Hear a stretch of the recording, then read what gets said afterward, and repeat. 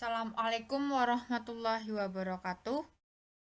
Kami dari kelompok 2 akan mempresentasikan hasil diskusi kami tentang spesifikasi kebutuhan sistem perangkat lunak, analisis dan perancangan sistem informasi warung sembako berbasis website yang beranggotakan Nur Laila, Mahda Nur Ayuni, Nada Hasna Suraya, Nurul Anisatun Nikmah, Khadijah. Pembahasan pertama mengenai spesifikasi kebutuhan sistem perangkat lunak, yaitu satu permasalahan yang terjadi pada warung sembako Pak Udin.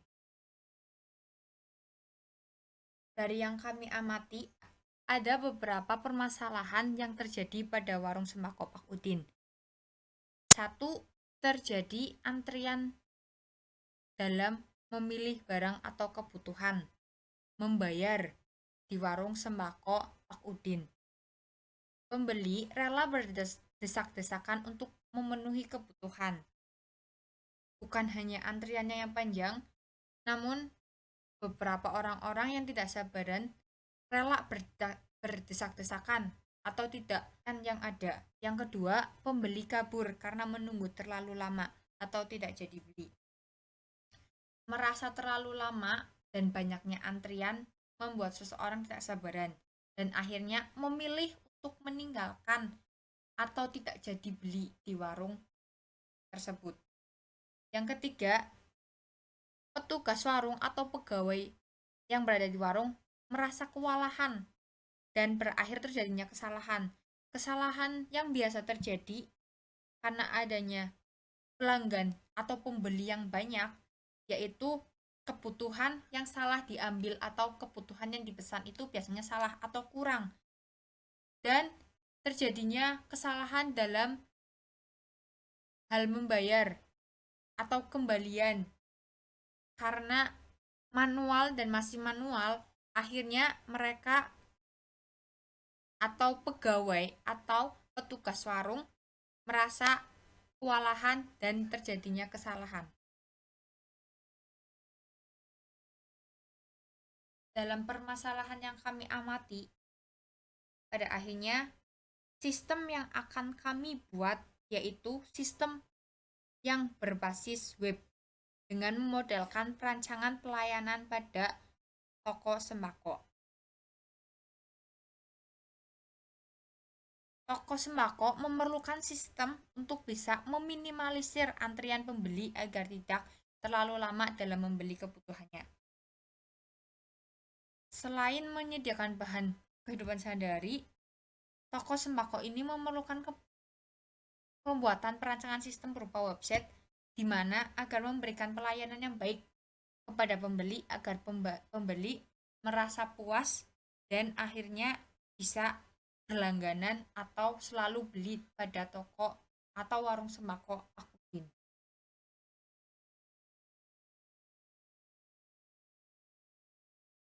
Dalam sistem ini terdapat dua pengguna yang saling berhubungan, yaitu sistem website ini dan admin atau pegawai yang ada di warung. Admin ini merupakan karyawan atau pegawai yang banyak menggunakan aplikasi ini atau sistem ini, sebab admin yang berhubungan langsung dengan proses penjualan secara online. Kemudian pembeli itu sendiri yaitu yang mengunjungi website atau yang membeli pada kebutuhan pada website tersebut. Dan Pak Warung Sembako Pak Udin ini juga melakukan secara offline dan online. Jadi admin atau pegawai atau karyawan yang mengurus langsung dengan sistem online-nya dan langsung dengan sistem offline-nya. Jadi pada sistem website ini pembeli bisa membeli atau memesan terlebih dahulu pada tampilan menu navigasi yang dibuat berkelompok-kelompok. Misalnya beras, nanti ada beras sembako, beras ketan, seperti itu. Nasi putih atau nasi merah, dan lain-lainnya. Terdiri dari beberapa kelompok. Selanjutnya, kegunaan dari sistem yang kami buat. Sistem yang kami rancang bertujuan untuk memberikan informasi yang lengkap kepada para pembeli, mempermudahkan jangkauan para pembeli, agar pembeli tidak hanya dari daerah itu sendiri atau dari kawasan itu sendiri, namun bisa dari kawasan yang lain, dari kecamatan antar kecamatan, bukan hanya desa antar desa saja. Pembeli itu bisa beragam karena jangkauan yang bisa mereka lihat dari website tersebut. Mempermudahkan jangkauan, meningkatkan kualitas layanan. Dengan adanya sistem ini, maka semua orang akan puas membeli di warung tersebut karena tidak adanya lagi antrian yang panjang, tidak adanya lagi berdesak-desakan, tidak adanya lagi kesalahan dalam pembayaran atau dalam pembelian.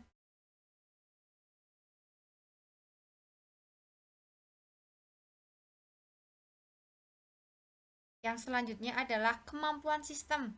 Kemampuan sistem yang akan kami buat menyediakan proses transaksi yang cepat dan akurat, menyediakan komunikasi yang cepat,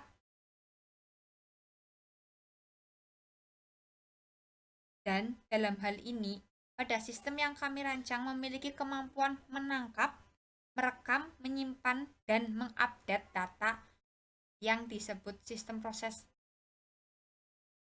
transaksi. Kemudian, target sistem. Target sistem yang kami inginkan, yang kami bayangkan, yaitu selalu adanya pengembangan, selalu adanya pengupdatean, upgrading dalam dalam sistem tersebut. Untuk mengembangkannya, kami menggunakan SADD, yaitu Structural Analysis dan Design Development, untuk membantu memvisualisasikan dan menganalisis problema, mengidentifikasi kebutuhan bisnis, dan mendesain sistem informasi. Dengan menggunakan pengembangan SADD ini, semua yang kami pikirkan, semua yang kami rancang ke depannya, pembaruan-pembaruan atau pengembangan-pengembangan bisa kami lakukan.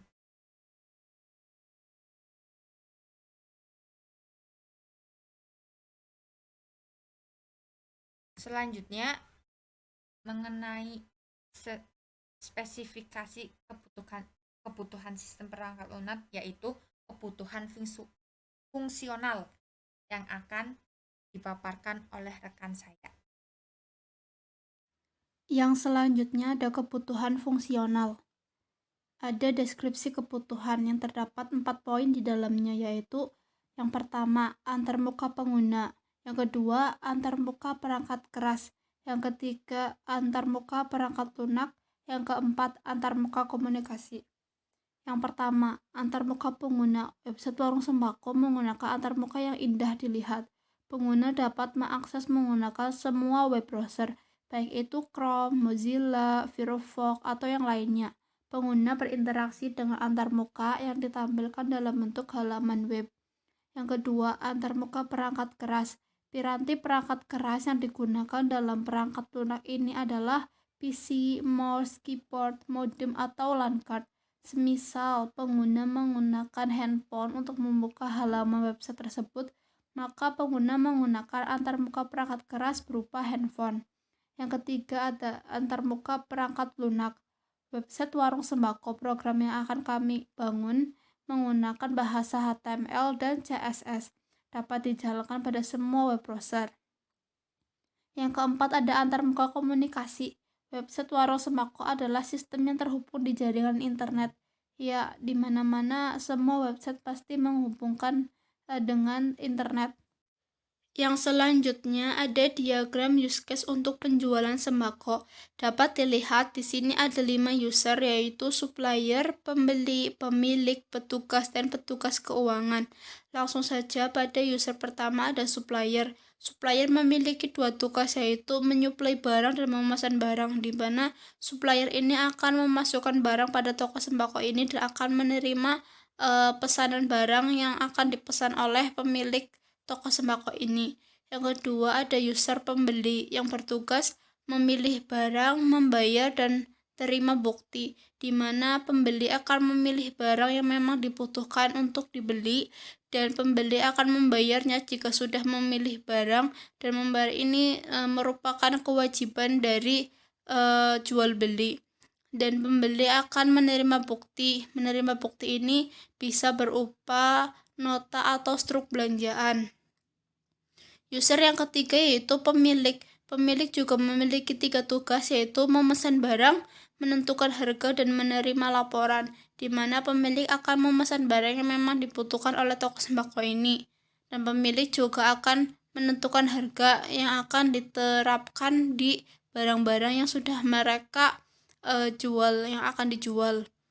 Dan pemilik juga akan menerima laporan. Nah, menerima laporan ini akan bisa berupa laporan keuangan atau laporan data-data barang masuk atau barang keluar dari toko sembako ini.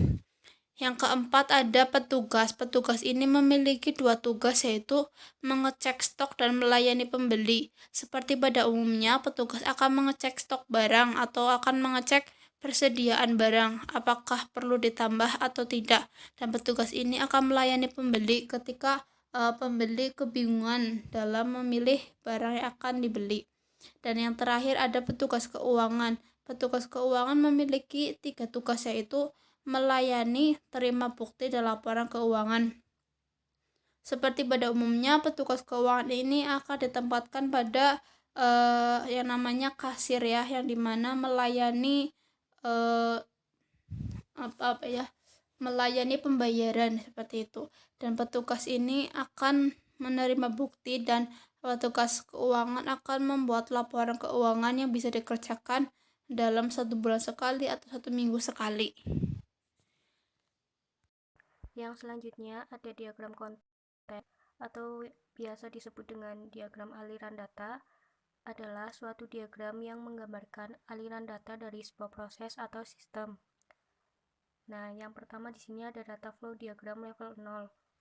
Data flow diagram level 0 atau yang sering kita sebut diagram konteks adalah suatu diagram yang terdiri dari sebuah metode yang dapat menjelaskan lingkup sistem secara umum.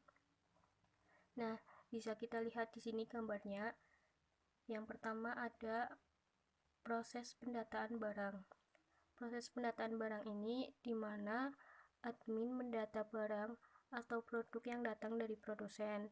Misal kayak nama barangnya, jumlahnya, jumlah barang, terus pengklasifikasian barang-barang tersebut. Kemudian ada proses pemesanan. Yang pertama, pembeli memesan barang yang dibutuhkan lalu akan mendapatkan nota total pemesanan dari admin. Yang kedua, admin akan melaporkan data pemesanan tersebut. Dan yang ketiga ada proses pembayaran. Dalam proses pembayaran di sini, pembeli secara langsung maupun online akan mendapatkan nota pembayaran. Yang kedua, admin akan memproses laporan data pembayaran.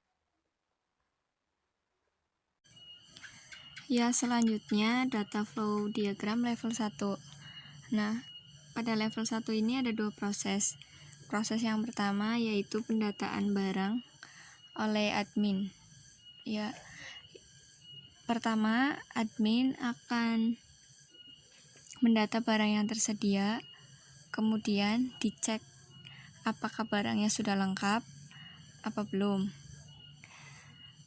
Jika sudah lengkap, maka data tersebut akan disimpan pada database barang. Kemudian setelah disimpan, data tersebut akan ditampilkan pada pembeli, sehingga pembeli dapat memilih-milih barang apa saja yang akan dibeli. Selanjutnya, proses login sampai pembayaran. Pembeli sebelum membuat pesanan harus login terlebih dahulu. Nah, pada saat login harus memasukkan username dan password. Nah, di sini ada pilihannya, yaitu harus mendaftar terlebih dahulu. Cara mendaftarnya itu cukup mudah, yakni dengan memasukkan nomor handphone dan nama.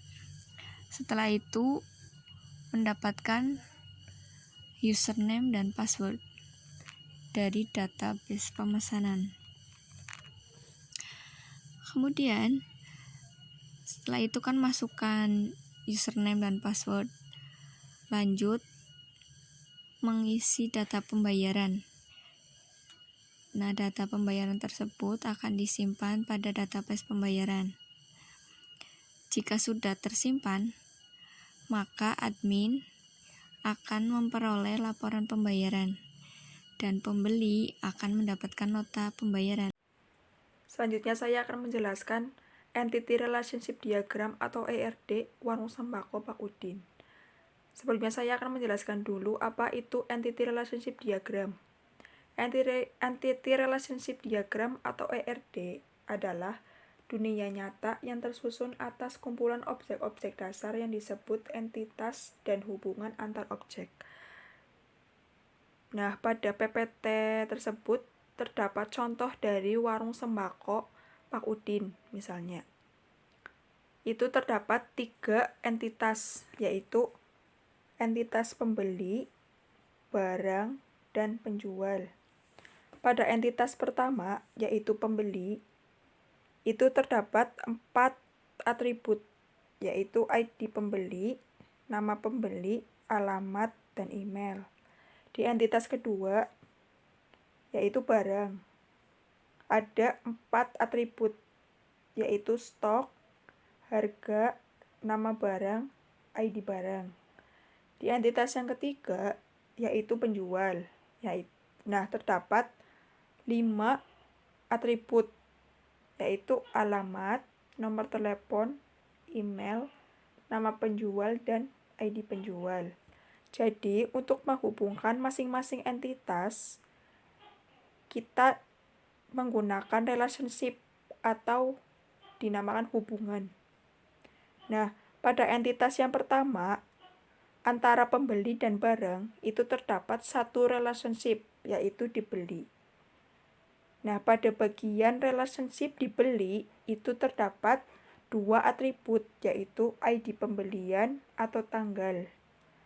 Nah, biasanya kalau kita membeli suatu barang, kita akan mendapatkan nota atau faktur yang ada atribut ID pembelian dan tanggal. Selanjutnya, antara entitas barang dengan entitas penjual terdapat 1 lagi relationship, yaitu menjual. Nah, jadi bisa dijelaskan pada ERD tersebut